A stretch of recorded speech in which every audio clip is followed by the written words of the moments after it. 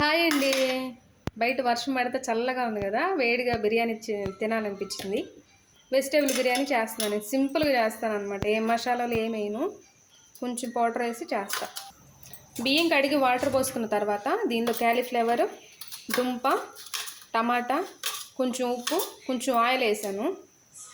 యాలక్కాయలు ఒక 4 తీసుకుంటున్నా. కొంచెం గరం మసాలా, పచ్చిమిర్చి, ఇంకోండి కొత్తిమీర, పుదీనా. ఇదిగోండి ఒక పక్క రైస్ పెట్టేశాను. దీనికి కాంబినేషన్గా సాంబార్ చేస్తున్నా. ఈ సాంబార్లోకి దుంప, దోసకాయ, బెండకాయ, దొండకాయ, క్యారెట్ అన్నీ కోసి పక్కన పెట్టుకున్నాను. పప్పు ఉడుకుతుంది. ఇదిగోండి ఆయిల్ పోసుకున్నాం.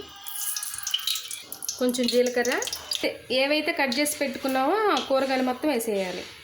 ఇవన్నీ ఒక 10 నిమిషాలు మగ్గిన తర్వాత ఆ పప్పు అనేది దీనిలో వేసుకుంటే సరిపోద్ది.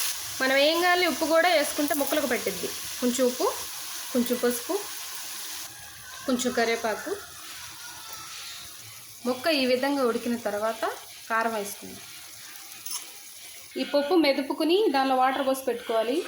ఆ ముక్కలు మగ్గిపోయినాయి కదండి, పప్పు పోసుకుందాం. ఇదిగోండి బెల్లం ఎంత వేసుకోండి. సాంబార్ పొడి వేసుకుని ఒక 20 నిమిషాలు ఉంచుకోండి. సాంబార్ చేసే కదండి, పక్కాగా ఏదో ఒక బజ్జీ ఉండాలి. అందుకని నేను అటుకైతే బజ్జీ చేద్దామని శనగపిండి, దీనిలో కొంచెం వామ్ వేసుకున్నాం, కొంచెం సాల్ట్, కొంచెం సోడా ఉప్పు. ఇదిగోండి రైస్ అయిపోయింది, సాంబార్ అయిపోయింది, బజ్జీలు ఉడుకుతూ ఉన్నాయి.